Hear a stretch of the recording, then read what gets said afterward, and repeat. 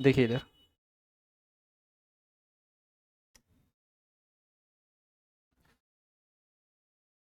पिछले क्लास में organic chemistry में आप ऑर्गेनिक केमिस्ट्री का खिस्सा सुन रहे थे, और वो खिस्सा संबंधित था ऑर्गेनिक केमिस्ट्री की शुरुआत से, उसके हिस्ट्री से संबंधित।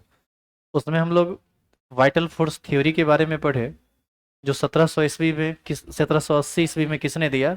बर्जीलियस ने। जिसके अनुसार ये कहा गया कि ऑर्गेनिक कंपाउंड का फॉर्मेशन लैब में नहीं किया जा सकता है।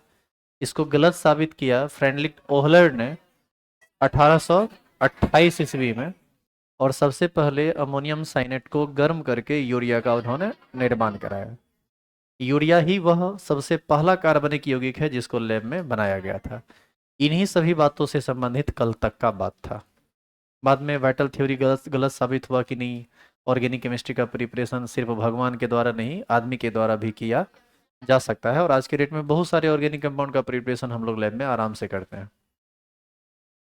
इस तरह से वाइटल फोर्स थ्योरी खत्म हुआ, और वहाँ से ओल्ड कंसेप्ट को भी खत्म करते हैं हम लोग। अब हम लोग modern concept of organic chemistry पर आते हैं, और यहाँ से मेनली ऑर्गेनिक केमिस्ट्री स्टार्ट होता है। ठीक है। तो आप जो हेडिंग डाले हुए थे, कल कुछ हेडिंग डाले थे क्या? Modern concept of organic chemistry, यही ना हेडिंग था? तो यहाँ से आपको एक बार फिर से कार्बनिक रसायन को परिभाषित करना पड़ेगा। ठीक है। तो चलिए, जो हेडिंग नहीं डाले थे पहले हेडिंग डाल दीजिए।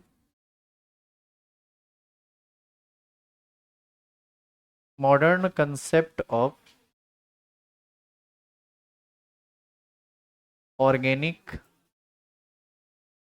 केमिस्ट्री। और आप सभी से निवेदन होगा कि शांति से बैठेंगे, ध्यान से सुनेंगे और क्लास रेगुलर करेंगे। रेगुलर क्लास इसमें नहीं करोगे, क्लास छूटेगा तो दिक्कत होगा। किसी भी तरह का पर्व त्यौहार आएगा तो प्रॉपर छुट्टी आपको मिलेगी। आप खाली बता दीजिएगा कि छुट्टी चाहिए, छुट्टी दे देंगे, लेकिन क्लास छोड़ना नहीं है। एक दो दिन पहले छुट्टी ले लीजिए, छुट्टी दे देंगे, लेकिन क्लास किसी भी हाल में छूटना नहीं चाहिए ऑर्गेनिक में। ध्यान रहे इस बात का। चलिए, इसके अंतर्गत सबसे पहले हम लोग कार्बनिक रासायन को परिभाषित करते हैं। लिखेंगे कार्बनिक रासायन। इंग्लिश में क्या बोलेंगे इसको? Organic chemistry.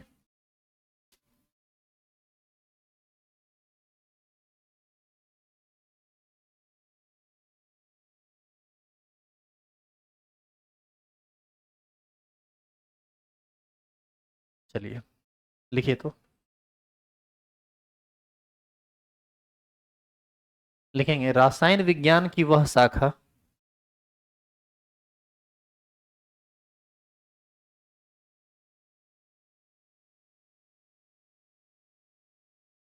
रासायन विज्ञान की वह शाखा जिसमें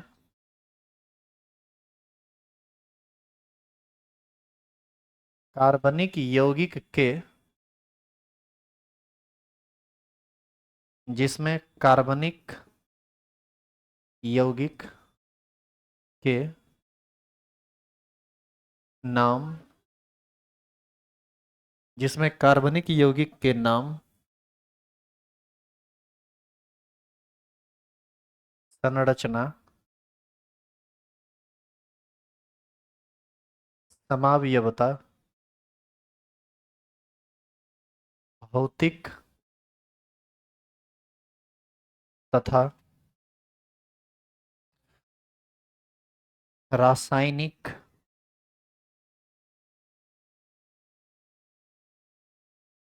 गुण के बारे में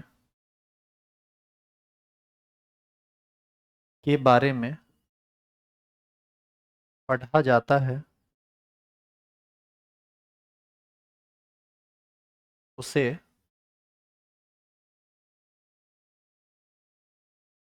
कार्बनिक रसायन कहते हैं। एक चीज का ध्यान रखेंगे, जब रसायन लिखेंगे तो रॉ लिखेंगे सिर्फ, और जब रासायनिक लिखेंगे तो रॉ आकार लिखेंगे। ठीक है। रासायन रासायनिक नहीं होता है, रासायनिक होता है, रॉ आकार। और रासायन नहीं होता है, रसायन होता है, ठीक है। इसको ध्यान से देखिएगा, देखिए रासायनिक रसायन यही अंतर है दोनों में, स्पेलिंग में। उसे कार्बनिक रसायन कहते हैं।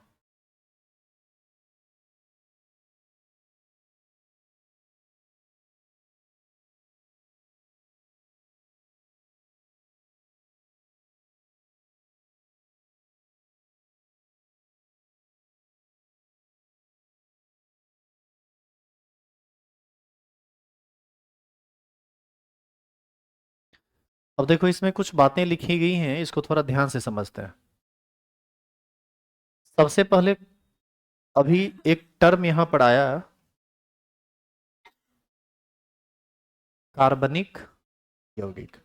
इस परिभाषा के अंतर्गत जो सबसे पहला शब्द आया कार्बनिक यौगिक, हमको सबसे पहले यही समझना पड़ेगा कि कार्बनिक यौगिक हम किसको कहते हैं। हमारा अगला टॉपिक होगा ये। लेकिन हम इसी कार्बनिक यौगिक के सबसे पहले किसके बारे में पढ़ेंगे? नाम के बारे में। किस किस में हम लोग ये सब चीज पढ़ते हैं? ऑर्गेनिक केमिस्ट्री में कार्बनिक यौगिक के नाम के बारे में पढ़ेंगे। उसकी संरचना कैसी होती है, जैसे ग्लूकोज का तुम लोग मॉलिक्यूलर फॉर्मूला जानता है C6H12O6। लेकिन हमको लगता है कि संरचना आप में से कोई नहीं जानते होंगे, या जानते भी होंगे तो परफेक्टली नहीं जानते होंगे। तो उसके संरचना के बारे में पढ़ेंगे। ग्लूकोज एक ऑर्गेनिक कंपाउंड है। हम उसके समावयवता के बारे में पढ़ेंगे। समावयवता नाम सुने हैं आप? आइसोमर्स जिसको बोलते हैं, आइसोमेरिज्म, जिसमें अणुसूत्र समान होता है और संरचना सूत्र अलग अलग होता है, उसके बारे में पढ़ेंगे। ये सब बड़ा इंटरेस्टिंग टॉपिक होता है। और कैसे इंटरेस्टिंग है आप ये देखिए। CH3CH2OH, इसको बोला जाता है इथाइल एल्कोहल, या इसी को इथेनॉल हम कहते हैं। हो सकता है कि आप में से नाम आपको नहीं पता हो, परेशान मत होइए, आप सिर्फ जानिए कि इसी को हम लोग इथाइल एल्कोहल कहते हैं। और इस कंपाउंड को आप देखिए, CH3OCH3, इसको डाइमिथाइल ईथर कहा जाता है, या इसको मिथॉक्सी मीथेन कहते हैं। ये बात भी आप नहीं जानते हैं, चूंकि अभी आप पढ़े ही नहीं तो जानेंगे कैसे। हम जो समझाना चाह रहे हैं आप उस बात को समझिए। देखो तो कार्बन थोड़ा गिनो तो दोनों में कितना कितना है? एक कार्बन दो कार्बन, इसमें भी एक कार्बन दो कार्बन, बताओ C2 है। हाइड्रोजन तीन तीन छः, तीन दो पाँच एक छः, हाइड्रोजन भी छः है। ऑक्सीजन एक, ऑक्सीजन एक, ऑक्सीजन एक। बताइए दोनों का अणुसूत्र समान है? अणुसूत्र भले समान है लेकिन संरचना सूत्र अलग अलग है। एक एल्कोहल है, एक ईथर है। अब इसके बारे में जानो कि दो कार्बन, छः हाइड्रोजन और एक ऑक्सीजन से ये भी बना और ये भी बना, मतलब सेम मटेरियल से बना है। खाली परमाणु के जुड़ने का तरीका इसमें अलग है और इसमें अलग है। अब इसके बारे में जानिए। यदि आदमी, हम और आप, यदि इसको पी लें तो झूमने लगेंगे। जो कभी स्कूल नहीं गया वो भी इंग्लिश में बात करने लगता है। अल्कोहल, शराब। और यदि इसको पी लें तो एक बार पी लेने के बाद दोबारा आदमी पीने के लायक नहीं रहता है, मर जाएगा। अब बताइए कि अणुसूत्र समान है, सेम मटेरियल से बना है। एक दारू नशा चढ़ा देता है और एक कभी भी कुछ पीने के लायक नहीं छोड़ता है, आदमी का जान ही ले लेता है। इसका मतलब दोनों का अलग अलग गुण है, तब नहीं ये काम, ये चीज ऐसा कर रहा है। तो अणुसूत्र समान है परंतु संरचना सूत्र अलग अलग है, तो यही दोनों एक दूसरे का समावयवी कहलाता है। और इस चीज को जिस टॉपिक के अंतर्गत हम पढ़ते हैं उसको समावयवता कहा जाता है, ठीक है। लेकिन अभी चूंकि आप पढ़े नहीं हैं तो इसको आप ज़्यादा समझ नहीं पाएंगे। हम बस ऐसे ही नॉर्मली डिस्कस कर दिए, शायद आप ये सब चीज़ सुने हो, नहीं भी सुने हैं तो ज़्यादा परेशान होने की ज़रूरत नहीं है। इसीलिए हम इसको बिल्कुल मिटा दे रहे हैं। जो नया नया वर्ड आ रहा है ना, उस नया नया वर्ड को सीखिए। किसी भी चीज़ में देखो, साइंस पढ़ते हो या कोई भी टॉपिक पढ़ते हो, तो तुम जो लिखते हो कॉपी में या तुम जो सुन रहे हो, उस हर एक शब्द का मतलब तुमको समझ में आना चाहिए। जिस दिन तुमको ये चीज समझ में आ गया ना, उस दिन तुमको कोई भी सब्जेक्ट पढ़ने में दिक्कत नहीं होगा। अब जैसे मान लीजिए कि हम इंग्लिश में बात कर रहे हैं लगातार, और आप इंग्लिश के हिंदी को समझ ही नहीं रहे, आप उस वर्ड को आज तक कभी सुने नहीं है, तो क्या आप हमारी बातों से सहमत हो पाएंगे, समझ पाएंगे कि हम क्या बोल रहे हैं? अभी हिंदी में बात कर रहे हैं तो आप सब चीज़ सुन रहे हैं, समझ रहे हैं, तो आपको लग रहा है कि हाँ चलो ठीक है, वही बात है। अब हिंदी में ही लिखा हुआ है लेकिन उस हिंदी को हम पहली बार सुन रहे हैं, आज तक हम जाने ही नहीं वो क्या होता है। तो जान जाएंगे तो समझ में आ जाएगा, नहीं जानेंगे तो समझ में कभी नहीं आएगा। इसीलिए हम वही बता रहे थे। अब देखो, नाम जानना होता है, उसका संरचना जानना होता है, उसका समावयवता जानना होता है। उसका जानना होता है भौतिक गुण। अब इसके बारे में सुनो, किसी भी पदार्थ के या किसी भी रासायनिक यौगिक के भौतिक गुण का मतलब क्या होता है? भौतिक गुण का मतलब होता है कि उसका रंग कैसा है, लाल पीला हरा। उसका गंध कैसा है, अच्छा महकता है, नहीं महकता है, महकता ही नहीं है, ये खराब या बढ़िया महकता है, कुछ ऐसा। उसका स्वाद कैसा है, खट्टा है, मीठा है, या कोई टेस्ट है ही नहीं उसमें। वो इलेक्ट्रिसिटी को कंडक्ट करता है कि नहीं करता है, उसकी डेंसिटी क्या है, उसका मेल्टिंग पॉइंट, उसका बॉइलिंग पॉइंट, मतलब जिसको आप द्रवनांक, गलनांक और क्वथनांक कहते हैं, ये सब क्या है। इन सब चीज़ों को हम किस टॉपिक के अंतर्गत पढ़ते हैं? भौतिक गुण के अंतर्गत। और भौतिक के बाद है रासायनिक गुण। रासायनिक गुण का मतलब होता है कि वह चीज जिसका रासायनिक गुण आप पढ़ना चाह रहे हैं, वह किसके साथ केमिकल रिएक्शन करेगा, किसके साथ केमिकल रिएक्शन नहीं करेगा। रिएक्शन यदि करेगा तो क्यों करेगा, कैसे करेगा, कब करेगा, किस कंडीशन में करेगा, क्या बनाएगा, क्या नहीं बनाएगा, क्यों नहीं बनाएगा। इन सब तरह की बातों पर काम होता है किसमें? रासायनिक गुण में। तो ये सब चीज हम लोग कार्बनिक रसायन में ही पढ़ते हैं, कार्बनिक यौगिक के बारे में। क्लियर हुआ ये डेफिनेशन क्या लिखा हुआ है, या कोई परेशानी है?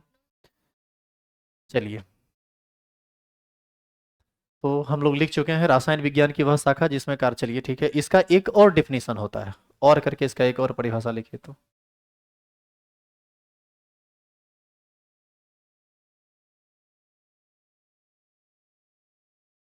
लिखेंगे रासायन विज्ञान की वह शाखा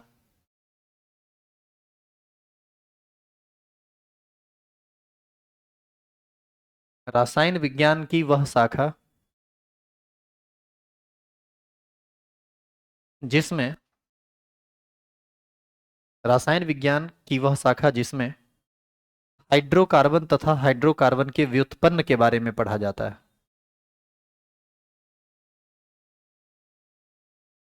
रासायन विज्ञान की वह शाखा जिसमें, नहीं लिख पा रहे हैं, जिसमें हाइड्रोकार्बन, ये नाम सुने हैं आप? बहुत अच्छा। जिसमें हाइड्रोकार्बन तथा,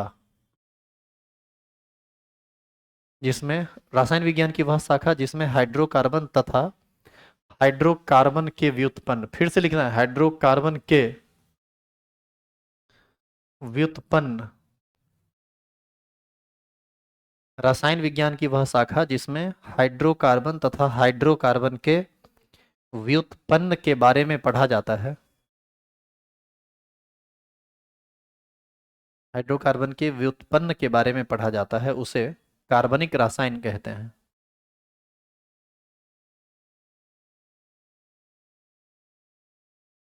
उसे कार्बनिक रसायन कहते हैं। अब यहाँ फिर दो बात आ गया, बताओ क्या क्या। एक आया हाइड्रोकार्बन और एक आया हाइड्रोकार्बन का व्युत्पन्न। तो यहाँ पर हम लोग स्टार लगा के सबसे पहले लिख ही लेंगे हाइड्रोकार्बन के बारे में। चलिए स्टार लगाइए और लिखिए तो हाइड्रोकार्बन। इंग्लिश में इसको बोलते हैं, इस इंग्लिश में भी इसको हम लोग क्या बोलते हैं? हाइड्रोकार्बन। उस सभी यौगिक को हाइड्रोकार्बन कहा जाता है जिसका निर्माण कार्बन तथा हाइड्रोजन परमाणु से होता है। एक भी एग्जाम्पल आप हमको बताइए तो हाइड्रोकार्बन का। CH4, बिल्कुल सही। इसी को ना मीथेन कहते हैं, C6H6, इसी को ना बेंजीन कहा जाता है, C2H6। ये भी कार्बन और हाइड्रोजन से बना हुआ कंपाउंड है। C2H2 भी, C2H4 भी, ये सब क्या है? हाइड्रोकार्बन है, क्योंकि इसका निर्माण कार्बन और हाइड्रोजन से हुआ है। तो लिखेंगे वह यौगिक, इसका परिभाषा लिखेंगे, वह यौगिक जिसका निर्माण, वह यौगिक जिसका निर्माण सिर्फ कार्बन तथा हाइड्रोजन परमाणु से होता है। वह यौगिक जिसका निर्माण सिर्फ हाइड्रोजन तथा कार्बन परमाणु से होता है, उसे उसे हाइड्रोकार्बन कहते हैं। उसे हाइड्रोकार्बन कहते हैं। एग्जाम्पल लिखेंगे। CH4, C2H6, C2H4, C2H2, C6H6, और बाबू इस तरह का करोड़ों कंपाउंड है। अभी तो मात्र चारे को लिखाया है, तो सब लिखाएगा आगे, अपने समझ जाएगा कि कैसे इतना इतना कंपाउंड है।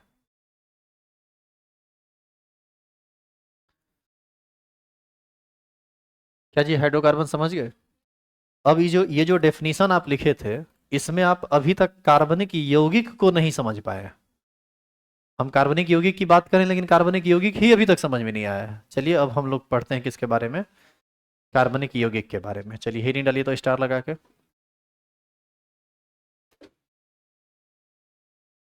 कार्बनिक यौगिक।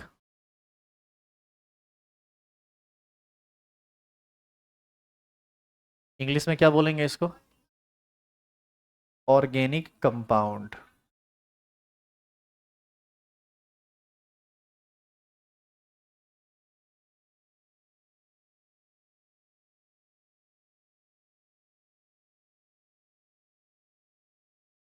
ऑर्गेनिक का ओ कैपिटल लिखिए। Organic compound.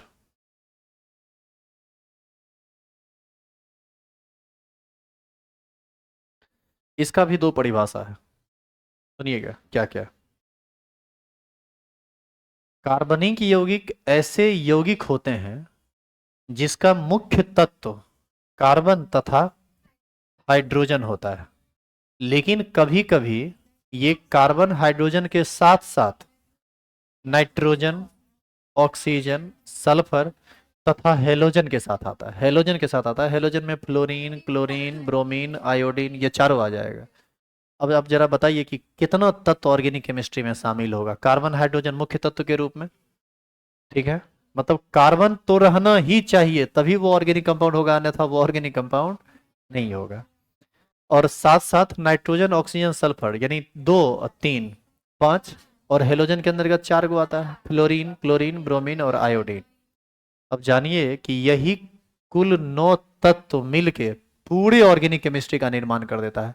अब बताइए कितना तत्व है टोटल, अभी तक कितना का खोज हुआ है? 118। इस 118 में मात्र 9 गो मिलके पूरा का पूरा ऑर्गेनिक का भूमिका बांधता है। तो यदि 118 में ये 9 ही तत्व पूरे ऑर्गेनिक मॉलिक्यूल का फॉर्मेशन करता है, तो क्यों ना हम इंडिविजुअली अलग अलग इस सारे एलिमेंट के बारे में पहले पढ़ लें कि किसका एटॉमिक नंबर कितना है, किसका वैलेंसी कितना है, कौन कितना बॉन्ड बनाता है, किस समय ये लोन पेयर रखता है, किस समय ये लोन पेयर नहीं रखता है, कौन ज़्यादा इलेक्ट्रोनिगेटिव है, कौन कम इलेक्ट्रोनिगेटिव है, किसके इलेक्ट्रॉन देने की टेंडेंसी ज़्यादा है, किसके इलेक्ट्रॉन लेने की टेंडेंसी ज़्यादा है। एक एक करके सब बात समझना पड़ेगा, और जो बात हम अभी बोले हैं वो सब कंसेप्चुअल बात है, इसको आप रट उठ नहीं सकते हैं, इसीलिए आपको ध्यान देने की जरूरत है। तो चलिए क्या लिखेंगे, इसका परिभाषा बताइए। हम लिखेंगे कार्बनिक यौगिक ऐसे यौगिक होते हैं जिसका मुख्य, सुनिए पहले, कार्बनिक यौगिक ऐसे यौगिक होते हैं जिसका मुख्य तत्व कार्बन तथा हाइड्रोजन होता है, परंतु कभी कभी यह नाइट्रोजन, ऑक्सीजन, सल्फर तथा हेलोजन के साथ भी आता है। इसे हम कार्बनिक यौगिक कहते हैं। ये इसका पहला परिभाषा है। दूसरा क्या है उसको हम बाद में देखेंगे, पहले इसको डिफाइन करेंगे। लिखेंगे वैसे यौगिक, वैसे यौगिक जिसका मुख्य तत्व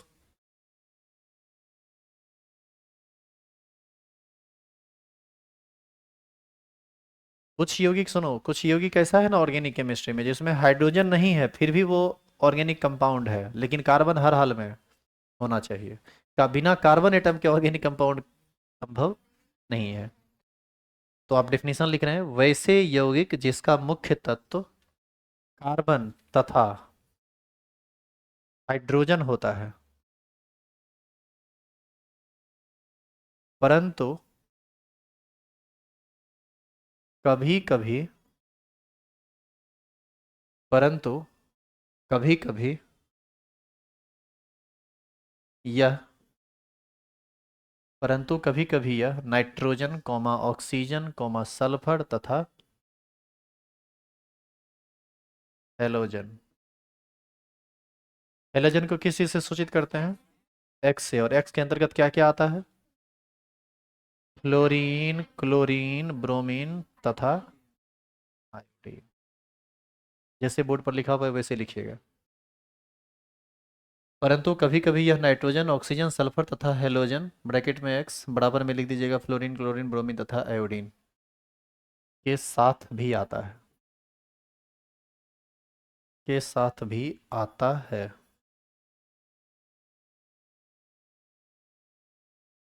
के साथ भी आता है।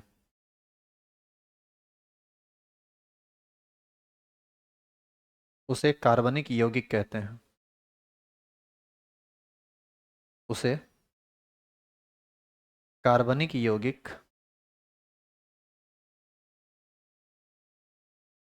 कहते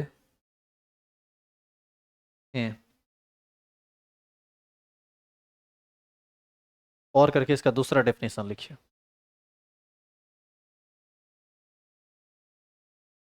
अच्छा, अभी पीछे आप एक चीज लिखे थे हाइड्रोकार्बन तथा हाइड्रोकार्बन के व्युत्पन्न। वहां पर एक गड़बड़ हो गया था। हाइड्रोकार्बन तो आप समझ लिए थे, लेकिन हाइड्रोकार्बन के व्युत्पन्न को आप नहीं समझे। चलिए समझिए, अब वो चीज अब समझेंगे। जैसे दूध से कई सारी चीजें बनती हैं अलग अलग, जैसे आप पनीर बनाते हैं, रसगुल्ला बनाते हैं, पेड़ा बनाते हैं। ये सब दूध से ही ना बना हुआ चीज है। तो इन सब चीजों को हम बोलेंगे दूध का व्युत्पन्न। क्या बोलेंगे इसको? दूध का व्युत्पन्न। तो इसके हिसाब से हाइड्रोकार्बन से जो चीज बनेगा उसको क्या बोलेंगे? हाइड्रोकार्बन का व्युत्पन्न।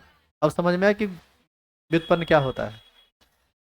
तो कार्बनिक यौगिक, अभी जो आप हेडिंग लिखे हैं वो कार्बनिक यौगिक है ना। तो कार्बनिक यौगिक क्या होगा? कार्बनिक यौगिक या तो हाइड्रोकार्बन होगा, नहीं तो हाइड्रोकार्बन का व्युत्पन्न होगा। तो जो चीज हाइड्रोकार्बन है वही ऑर्गेनिक कंपाउंड है, और नहीं तो जो चीज हाइड्रोकार्बन का व्युत्पन्न है वो भी ऑर्गेनिक कंपाउंड है। यानी ऑर्गेनिक कंपाउंड के अंतर्गत दो चीज आएगा, या तो हाइड्रोकार्बन नहीं तो हाइड्रोकार्बन का व्युत्पन्न। यही बात समझ में? लिखेंगे, लिखिए वह यौगिक,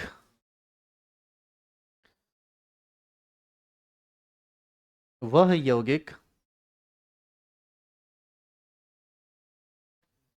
जो, वह यौगिक जो या तो हाइड्रोकार्बन हो, वह यौगिक जो या तो हाइड्रोकार्बन हो या या हाइड्रोकार्बन का व्युत्पन्न हो। वह यौगिक जो या तो हाइड्रोकार्बन हो या हाइड्रोकार्बन का व्युत्पन्न हो। वह यौगिक जो या तो हाइड्रोकार्बन हो या हाइड्रोकार्बन का व्युत्पन्न हो, उसे उसे कार्बनिक यौगिक कहते हैं। उसे कार्बनिक यौगिक कहते हैं। जैसे एक एग्जाम्पल से इसको और बेहतर समझा जा सकता है, इधर देखिएगा। CH4, बताओ ये हाइड्रोकार्बन है क्या? इसका रिएक्शन करा दीजिए Cl2 के साथ, क्लोरीन गैस।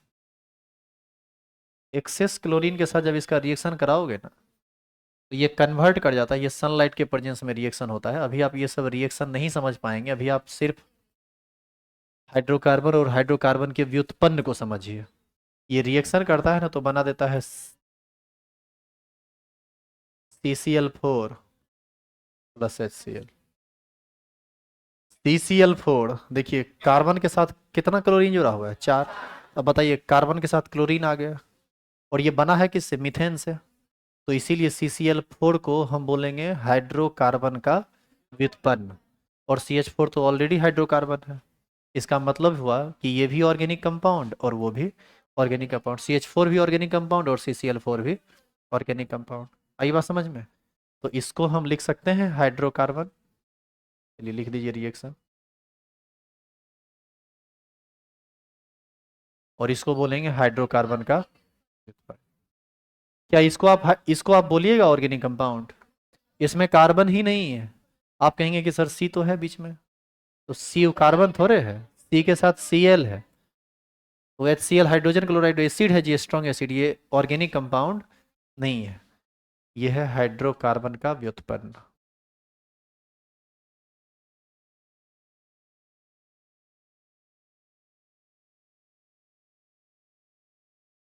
तो कोई हाइड्रोकार्बन हो या हाइड्रोकार्बन का व्युत्पन्न हो तो वो होता है ऑर्गेनिक कंपाउंड, दोनों है ऑर्गेनिक कंपाउंड, CH4 भी और CCl4 भी।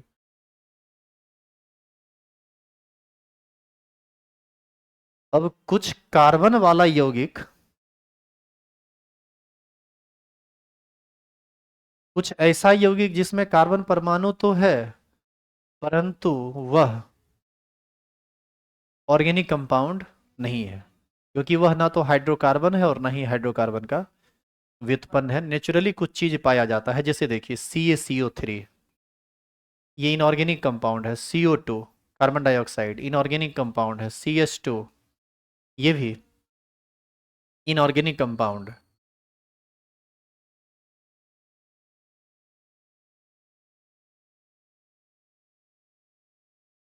तो आप ना इस चीज को नोट में लिख लीजिए, तो लिखिए नोट करके।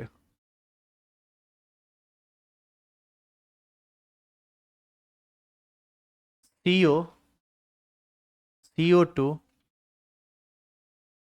CS2 carbon disulphide, CaCO3 ETC, यह सभी कार्बन परमाणु तो रखता है, क्या जी, कार्बन है ना सब में, परंतु यह कार्बनिक यौगिक नहीं है। क्यों नहीं है? क्योंकि नहीं नहीं नहीं, क्योंकि यह ना तो हाइड्रोकार्बन है और ना ही हाइड्रोकार्बन का व्युत्पन्न है। देखिए तो CO, CO2, CS2, CaCO3 ETC, यह सभी कार्बन परमाणु तो रखता है,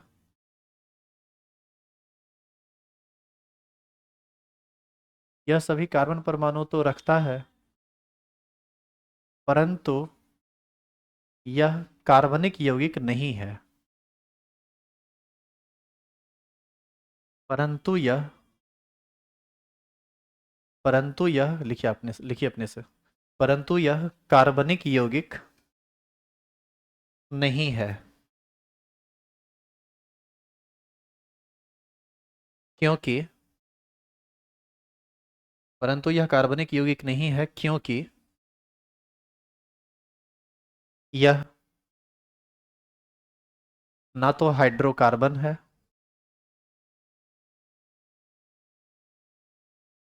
क्योंकि यह ना तो हाइड्रोकार्बन है और ना ही हाइड्रोकार्बन का व्युत्पन्न है, क्योंकि यह ना तो हाइड्रोकार्बन है और ना ही हाइड्रोकार्बन का व्युत्पन्न है।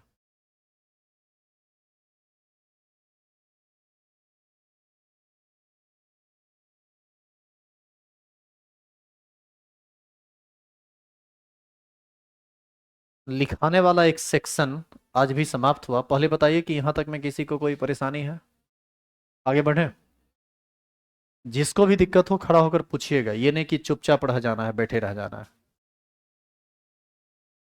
अब यहाँ से ये इतना ज़्यादा लिखने वाला काम नहीं है, अब नॉर्मल इक्वेशन वाला काम है, कन्फिग्रेशन वाला काम है, समझने वाला काम है। सुनिए अब, कार्बनिक यौगिक में कुल मिलाकर कितने तत्व हैं जो इसमें भाग लेते हैं, शामिल होते हैं? 9। कौन कौन?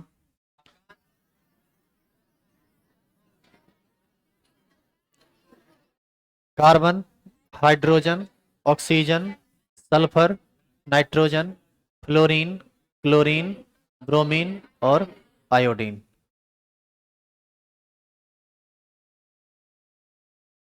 क्योंकि कार्बनिक कार्बनिक यौगिक से अभिक्रिया कराकर ये चीज नहीं बनता है, क्योंकि यह कार्बनिक यौगिक का व्युत्पन्न भी नहीं है, ना तो यह हाइड्रोकार्बन है और ना ही यह हाइड्रोकार्बन का व्युत्पन्न है, इसीलिए ऐसा है। ठीक है। तो लिखेंगे स्टार लगा के।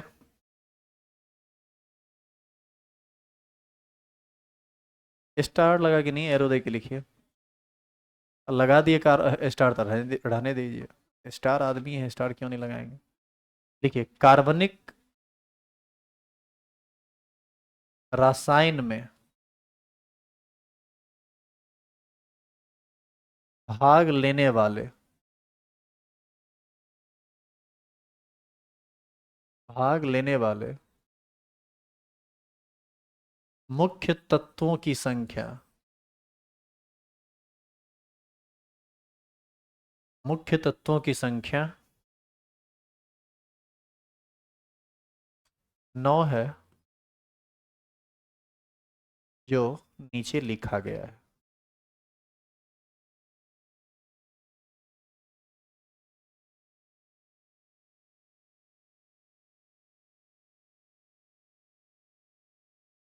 जो नीचे लिखा गया है। देखिए इसको कैसे कैसे लिखना है ये बताते हैं, ठीक है, अभी आप लिखना मत। सबसे पहले कार्बन और हाइड्रोजन, इसके बाद, नहीं रुकिए, इसके बाद आता है नाइट्रोजन, ऑक्सीजन, फ्लोरीन, सल्फर नहीं, कार्बन हाइड्रोजन, उसके बाद नाइट्रोजन ऑक्सीजन और फ्लोरीन। कितना हो गया? 5। बचा कौन कौन? 4। 4 में आता है सल्फर, क्लोरीन, ब्रोमीन और आयोडीन। अब देखिए इस 9 तत्व को हम कितने सेट में बांट दिए हैं? 3 सेट में। इसलिए 3 सेट में बांटे हैं क्योंकि इसके बंधन बनाने का तरीका आपस में मिलता जुलता है। इसके बंधन बनाने का तरीका आपस में मिलता जुलता है, और इसके बंधन बनाने का तरीका से क्या मतलब है, ये तो मोस्ट इंपॉर्टेंट है, इसको तो एक एक करके समझना पड़ेगा। ये तो मुख्य चीज है ना जी, कार्बनिक यौगिक का मेन एलिमेंट है वही है। ये सब बेचारा तो साइड से कभी कभी आता है। अब जैसे देखिए CH4 है ना, ये मीथेन है, कार्बन हाइड्रोजन वाला, ये हाइड्रोकार्बन है। अच्छा इसी में यदि हम CH3OH लगा दें, बताओ इसी को ना मिथाइल एल्कोहल कहते हैं। अब बताओ कार्बन हाइड्रोजन तो है ही, साथ साथ कौन चीज आया? ऑक्सीजन। तो हमको ऑक्सीजन के बारे में भी जान लेना चाहिए कि ऑक्सीजन बंधन का निर्माण कैसे करता है। जो लोग यहाँ पर केमिकल बॉन्डिंग पढ़े हैं उनको ये सब बात पता है, सब बात पता है, एक भी ऐसा बात ही नहीं है जो नहीं पता है। जैसे, हालांकि तुम घबराना मत, एक एक करके हम लिखाएंगे यहाँ भी, भले समझाएं कम लेकिन लिखाएंगे। कार्बन हमेशा कितना बॉन्ड बनाता है? 4, देखो पता है कि नहीं। हाइड्रोजन हमेशा कितना बॉन्ड बनाता है? 1। ऑक्सीजन हमेशा कितना बॉन्ड बनाता है? डबल नहीं बोलिए, 2 बॉन्ड बनाता है। दो तरह से बनाएगा, या तो दोनों का दोनों सिंगल बना लेगा, नहीं तो एक ही बनाएगा तो डबल बनाएगा। क्या ये सब बात आपको पता नहीं है? क्लोरीन हमेशा कितना बॉन्ड बनाता है? क्लोरीन हमेशा 1 बॉन्ड बनाता है। लेकिन सल्फर, क्लोरीन, ब्रोमीन, आयोडीन ये सब स्थिति और परिस्थिति के अनुसार बंधन बनाता है। आप याद कीजिए, इसमें वैकेंट डी ऑर्बिटल हुआ करता था, ये कभी 2, कभी 4 और कभी 6 बॉन्ड बनाता है। ये कभी 1, कभी 3, कभी 5, कभी 7 बॉन्ड बनाता है, और ये सब भी वैसे ही बॉन्ड बनाता है। लेकिन ये वैसा काम नहीं करता है क्योंकि इसमें वैकेंट डी ऑर्बिटल नहीं होता है। ये सब वेरिएबल कोवैलेंसी शो करता था, जबकि ये सब वेरिएबल कोवैलेंसी शो नहीं करता है। ये अष्टक नियम को तोड़ सकता है, जबकि ये सब अष्टक नियम को तोड़ नहीं सकता है, क्योंकि ये सब दूसरा आवर्त का तत्व है जो अब कभी भी अष्टक नियम को तोड़ता नहीं है। ये तीसरा या तीसरा से अधिक आवर्त का तत्व है जो अष्टक नियम को तोड़ सकता है। आप याद कीजिए 37 लेक्चर केमिकल बॉन्डिंग में हुआ है, और अभी तक में जो लोग पढ़े हैं रेगुलर और उनको यदि ये सब बात पता नहीं हो तो ये बड़ी शर्म वाली बात है। तो हम इसको एक बार फिर से बताएंगे, जिनको समझ में आ गया ठीक है, नहीं भी समझ में आया ना तो खाली एक चीज तुम ध्यान में रखना, लास्ट इसका रिजल्ट, कि ये कितना बॉन्ड बनाता है, ये आपको जानना बहुत निहायत जरूरी है। कैसे होता है वो सब भी हम अभी बताएंगे। देखिए तो अब इसको पहले हम कार्बन हाइड्रोजन के बारे में बताएंगे, फिर नाइट्रोजन ऑक्सीजन फ्लोरीन के बारे में बताएंगे, फिर सल्फर क्लोरीन ब्रोमीन आयोडीन के बारे में बताएंगे। ये सब जब हो जाएगा तो फिर शुरुआत होगा इसका क्लासिफिकेशन ऑफ ऑर्गेनिक कंपाउंड का और कार्बन के यूनिक नेचर का। इसमें हम आपको ये बताएंगे कि कार्बनिक यौगिक को समझने के लिए केमिस्ट्री के एक स्पेशल ब्रांच ऑर्गेनिक केमिस्ट्री की ज़रूरत हमें क्यों पड़ती है। जैसे आप फिजिक्स पढ़ते हैं तो फिजिक्स में डिपार्टमेंट नहीं होता है, उसमें ओवरऑल फिजिक्स होता है। केमिस्ट्री में क्या है, इसमें अलग अलग इसका 3 डिपार्टमेंट है। केमिस्ट्री का एक ब्रांच फिजिकल केमिस्ट्री, एक ऑर्गेनिक केमिस्ट्री और एक इनऑर्गेनिक केमिस्ट्री। तो ये समझना पड़ेगा ना कि आखिर केमिस्ट्री को 3 डिपार्टमेंट में क्यों बांटा गया है। इतने नहीं, हम आपको कल बताए भी थे कि जब आप फिजिक्स से ऑनर्स एमएससी कीजिएगा तो ओवरऑल फिजिक्स से एमएससी हो जाता है, लेकिन केमिस्ट्री से एमएससी कीजिएगा ना तो आप सब सब्जेक्ट से एमएससी नहीं कर सकते, मतलब सब पार्ट से एमएससी नहीं कर सकते, वहाँ पर स्पेशलाइजेशन होता है कि आप किस पार्ट से करना चाहते हैं। आप ऑर्गेनिक से कीजिएगा तो सिर्फ ऑर्गेनिक से कीजिएगा, क्योंकि इसी में इतना ना बात है कि आपको रिसर्च लेवल तक लेके चला जाएगा, लोग कर ही रहे हैं। तो इसमें स्पेशलाइजेशन या तो फिजिकल का होता है, या ऑर्गेनिक का होता है, या इनऑर्गेनिक का होता है, या एनालिटिकल केमिस्ट्री का होता है। अलग अलग बहुत सारी बातें होती है जो आप आगे बढ़ेंगे तो समझ में आएगा। पीछे हंस क्यों रहे हो बुआ, क्या चल रहा है पीछे, फॉग? बोले हैं ना क्लास में एकदम ध्यान से बैठा कीजिए और देखा कीजिए चीज़ों को। क्लास में हंसी मजाक कीजिएगा, ऐसे में नीचे उतर के पीठ उठ देंगे तो बुरा लग जाएगा, बाहर कर देंगे तो भी बुरा लग जाएगा, पढ़ाई छूटेगा सो अलग, तो बेइज्जत होइएगा सो बोनस के रूप में। यहाँ पर व्यवस्था अलग है, यहाँ पर ऑन रिकॉर्डिंग मार लगता है। यदि नए हैं तो थोड़ा संभल जाइए, दोबारा मौका नहीं दिया जाएगा। मूड शांत है इसीलिए कुछ नहीं कहने, जो एक्टिविटी आप दिखा रहे थे इतना देर में मार लग जाता है यहाँ। तो चलिए, सबसे पहला एलिमेंट हम किसके बारे में पढ़ेंगे? कार्बन।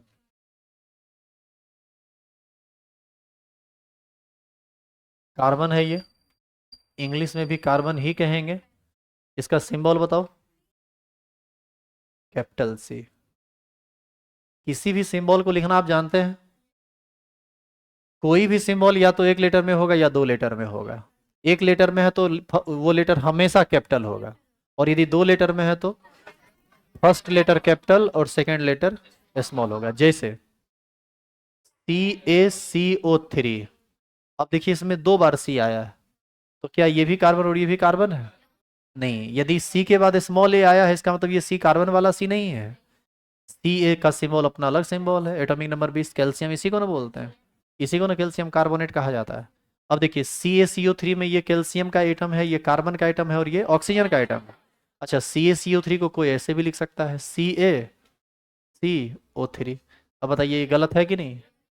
अब पता है ये कार्बन है ही नहीं यहाँ, यहाँ पर दो दो को सी दिख रहा है लेकिन कार्बन एक भी नहीं है। सी हो गया कैल्शियम और CO हो गया कोबाल्ट, क्योंकि फर्स्ट लेटर के बाद स्मॉल लेटर आ रहा है ना, ये कोबाल्ट का सिंबल है CO। याद है आपको? Atomic number 27। तो ये चीज आपको आना चाहिए। एक बार तो क्लास में पढ़ा रहे थे तो पूछा ये कि सर ये काको थ्री क्या है? काको थ्री, ये काको थ्री क्या है? अब बताइए इसको हम क्या समझे, काको थ्री क्या है? चलो, समझा रहे काको थ्री? चलिए, अब आप कुछ लिखेंगे नहीं, आप हेडिंग डाल दिए क्या? हेडिंग डाल दिए तो आराम से अब बैठिए और सुनिए थोड़ा ध्यान से, इसको समझिए। कार्बन का एटॉमिक नंबर कितना होता है? 4 होता है रे। कार्बन का एटॉमिक नंबर 6 होता है। इसका जब कन्फिग्रेशन लिखोगे ना तो ये आएगा 1s2, 2s2, 2p2। ये सब ऑर्बिट वाइज इसका कन्फिग्रेशन है। अच्छा, इसका कन्फिग्रेशन यदि तुम ऑर्बिट वाइज लिखो तो कार्बन 6, एटॉमिक नंबर 6 है तो 2 और 4। बाहरी कक्षा में 4 इलेक्ट्रॉन है, ये अपना स्टैक पूरा करने के लिए 4 इलेक्ट्रॉन के साथ साझेदारी करेगा। अच्छा, एक और बात, ये सारे जो एलिमेंट्स हैं ये सब के सब नन मेटल है,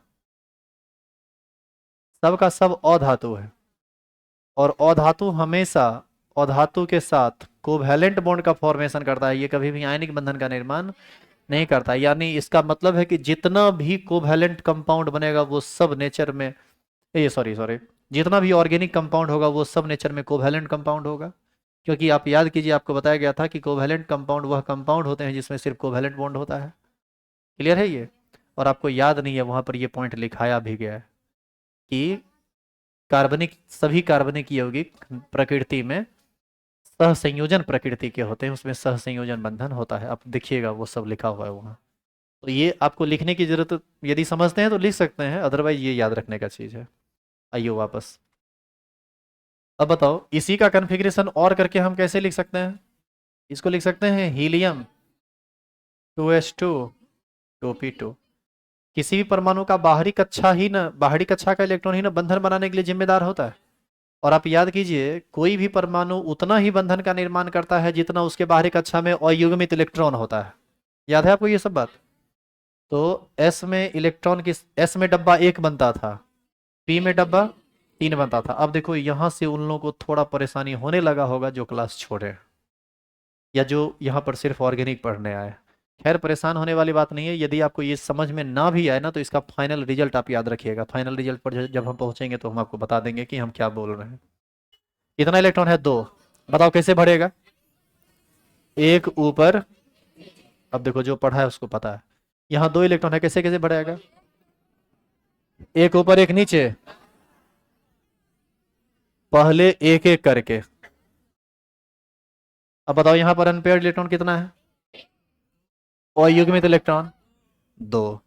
तो अयुग्मित इलेक्ट्रॉन यदि दो है तब तो कार्बन दो ही ना बंधन बना पाएगा, लेकिन दो बंधन बनाने के बाद भी इसका अष्टक पूरा नहीं होता है। तो ये इसी को हम लोग ग्राउंड स्टेट बोला करते थे।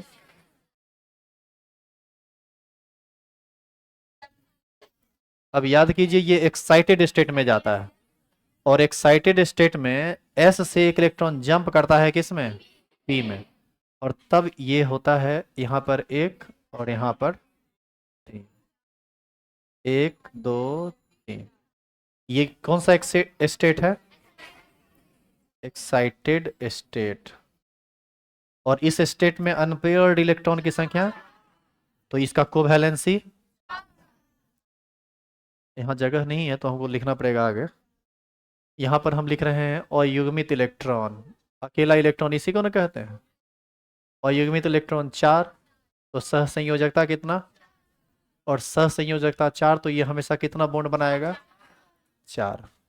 यहां से एक बात स्पष्ट होता है कि कार्बन हमेशा चार सह संयोजन बंधन का निर्माण करता है। और यही फाइनल रिजल्ट है। जो लोग ये बात नहीं समझ पाए मत समझिए, ये याद रखना है आपको कि कार्बन परमाणु हमेशा चार सह संयोजन बंधन बनाता है। और सबसे बड़ी बात, कार्बन हमेशा चार सह संयोजन बंधन बनाता है, और ये चार बंधन चार तरीके से बनाता है। और ये सब बात आपको लिखना पड़ेगा अभी, तो वो हम पॉइंट लिख देंगे। और ये कैसे कैसे चार तरीके से बनाता है आप ये याद कीजिए, आपको ये बताया गया था।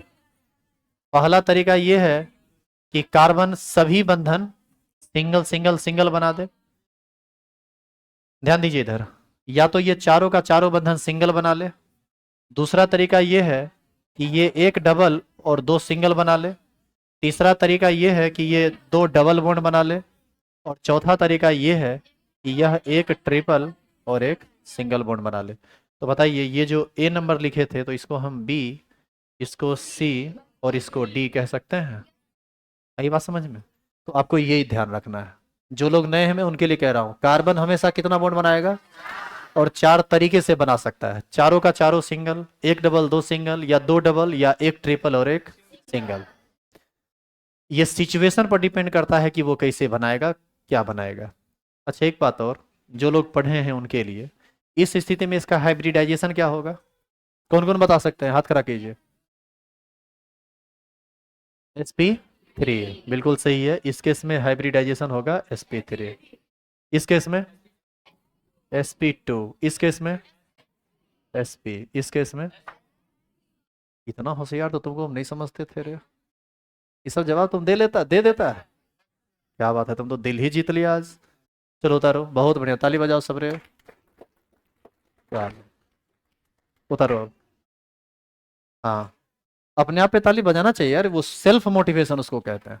और जानते हो सेल्फ मोटिवेशन से बड़ा कोई मोटिवेशन नहीं होता है। कहीं पर तुम किसी मोटिवेटर को सुनने के लिए गया, किसी स्पीकर को सुन के आया, एक कान से सुनेगा दूसरे कान से निकल जाएगा। जो सेल्फ मोटिवेट अपने आप को करते रहता है वो अपने आप में हमेशा मोटिवेट होते रहता है। उसको कान की जरूरत नहीं होती, उसको दिमाग की जरूरत होती है मोटिवेट होने के लिए। इसीलिए मोटिवेटर को नहीं सुनना है, अपने आप को सुनना है। और सुनाना भी किसको है? खुद को। उतारिए।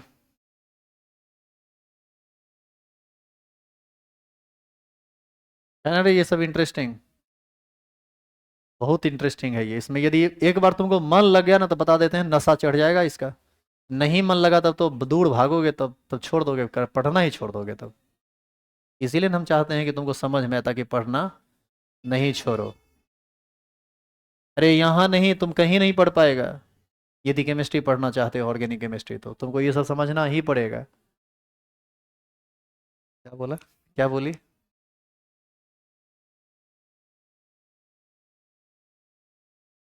बरसात जोर से आ गया? अरे नशा से दूर नहीं रहना चाहिए, नशा तो होना ही चाहिए, दारू का नहीं, पढ़ाई का होना चाहिए।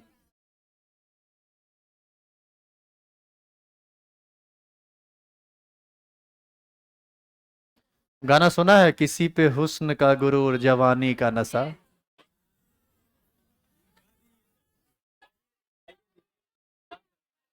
नशा शराब में होता तो नाचती बोतल। नहीं सुने हो? नशे में कौन नहीं है बताओ मुझे। नहीं है गाना रे? हाँ पोएम पढ़वा पढ़ रहे हैं, मारेंगे दो थोपे बस। कितना मथाक सातिर है। मतलब इसका मतलब है कि जो कविता करे उन्हें हमारा गाना गा के सुनाइए। क्या बात है। ये हो गया यहाँ तक। यहाँ से एक बात और स्पष्ट तौर पर कही जा सकती है कि कार्बन हमेशा उत्तेजित अवस्था में ही बंधन का निर्माण करता है।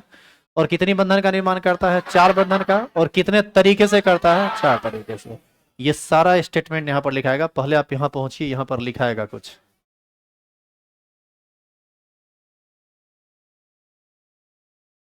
एक्साइटेड स्टेट को ही हम लोग उत्तेजित अवस्था कहते हैं, ग्राउंड स्टेट को भूमिज अवस्था कहते हैं। ये सब आपको केमिकल बॉन्डिंग में समझाया हुआ है। सभी लोग ऑर्गेनिक केमिस्ट्री का स्पेशल कॉपी बनाएंगे, यही कॉपी आपका 12th में ट्रांसफर हो जाएगा। जितना बात आप पढ़ रहे हैं इस सब की जरूरत 12th में पड़ेगी। वहां पर आपको दोबारा पढ़ना पड़ा तो दोबारा अलग से फीस लगेगा, अलग से टाइम देना पड़ेगा। आज ही इसको पढ़ के खत्म कर दीजिए ताकि टेंशन, अरे 11th का चीज 11th में पढ़ो, 12th का चीज 12th में पढ़ो, दोनों जगह आसान रहेगा। और 12th में जाके 12th वाला चीज भी पढ़ेंगे, 11th वाला भी चीज पढ़ेंगे, तब बताइए कितना मुश्किल हो जाएगा। ये लिख लिया गया? लिखो तो, बस ये लास्ट स्टेटमेंट है, लिखेंगे। कार्बन हमेशा उत्तेजित अवस्था में, लिखिए कार्बन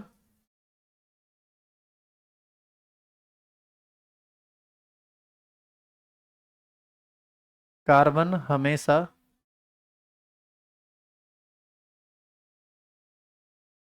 उत्तेजित अवस्था, उत्तेजित अवस्था को ही इंग्लिश में क्या बोलते हैं? Excited state. कार्बन हमेशा, सी है ये, कार्बन हमेशा उत्तेजित अवस्था में 4 बंधन का निर्माण 4 अलग अलग तरीके से कर सकता है। 4 अलग अलग तरीके से कर सकता है। ABCD करके लिख दीजिए, सबका बंधन दिखा देना और हाइब्रिडाइजेशन जरूर दिखा देना। जो लोग नए होंगे उनको ये हाइब्रिडाइजेशन समझ में नहीं आया होगा, मत समझिए, नोट कर दीजिए, खाली लिख दीजिए कि वो होता है। जब 12th में इसकी जरूरत पड़ेगी तो वहाँ हम समझा देंगे एक्स्ट्रा में, टेंशन नहीं लेना है। 11th में इसकी ज़्यादा जरूरत है नहीं, SP SP2 SP3, और थोड़ा बहुत जरूरत पड़ेगा तो मैक्सिमम लोग तो पढ़े हुए हैं ना हाइब्रिडाइजेशन जी।